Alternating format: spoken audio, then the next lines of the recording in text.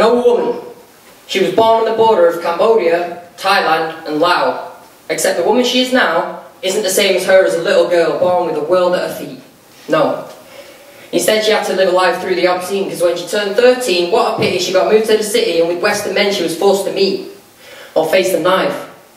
And as we were paying, she was left saying, "Mister, please take me away from this life. Marry me, make me your wife. I'll ease your trouble and half your strife, and just you I'll serve."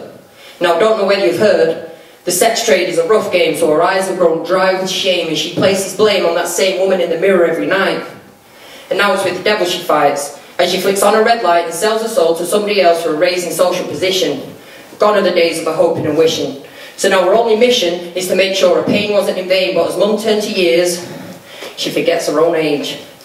Only remembers her name, even forgets the face of her father. So now she'd rather let anyone take her out the game, and when he comes she swaps the sun of Thailand in exchange for some clouds filled up with Israeli rain. Because with a Jewish wedding brings fresh bedding every night. For herself, all her friends think she's done alright, until a few years later the man who at first wanted to date her now only wants to fight and beat her. His sole purpose is to defeat her, so every day he goes out and he cheats her. But it's long since that she's become a sad soul, and yet to him, she's nothing more than this used up, bad hole that he's now become bored with. No longer a person with a mind that has stored his every single wants and needs. For him, her heart bleeds, and even though she knows she's going back to her life on her knees after a broken nose and 8 stitches, she packs up her stuff and leaves. An immigration officer sends her home, so now she's single. No longer does this woman feel alone. She's done with life in the city, so she decides to roam south. Because word of mouth said down there you can get into a different form of work. She's done with the life where only job descriptions twerk. Her spirit's growing bold, her heart's growing cold, and her body, well, that's growing old. So she makes it to Koh Samui Island, and yet the problem with the people of Thailand is that they're so poor, it's always us against them. So she lets go of the dignity to which she clung, because she's back on the bottom rung. She knows she has to start stripping again. And the men that she got to know would now only pay her £3 for having a go, until the man who was Thai said "my." And in their language, that means no. He takes her in, they get married, have kids, but quicker than you can bat your lids, history starts to repeat.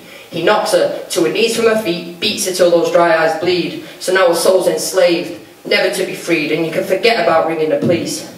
Can't run this time, not with 4 kids and a little baby niece. Her life's a jigsaw, missing every single piece of the puzzle. Her husband needs a muzzle, because every time he steps through that door, no matter what she's done, the woman knows she's in trouble. It's at this point of the story that I come along, because the cleaning job at my hostel belonged to Bubble.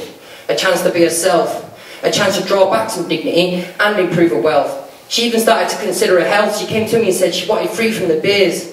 So we made an agreement, and her face finally started to fall free of a few years, but a few months later all my fears came true. Because she came in our uniform of blue and rushed into the back room. Because the man, who was at one point a groom, had turned into a loon and tried to stab her in the chest. She caught the blade, just as it made a hole into her vest. Blood was pouring from her hands. He got wind of a newfound freedom and decided he wanted to ruin all of her plans, because the only place he knew this woman would turn was the bottle. So yeah, her husband I wanted to throttle, but instead I fell to my knees. I cleaned up the wounds, and together we cried.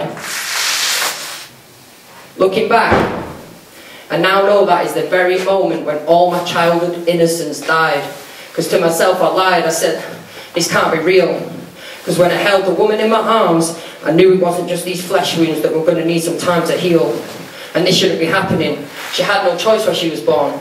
And then I lied again, because into her eyes I swore that I'd always be there, and that wasn't fair because the business was failing. To my investors back in London, I was already mailing my P45, but what else was I supposed to do? Back then, I was only 2 years older than the age of 22. 2 more years brings me to today, and every single moment I'm alone, I'm still thinking my words through.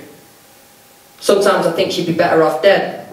But with that said, the woman always wore a wonderful smile.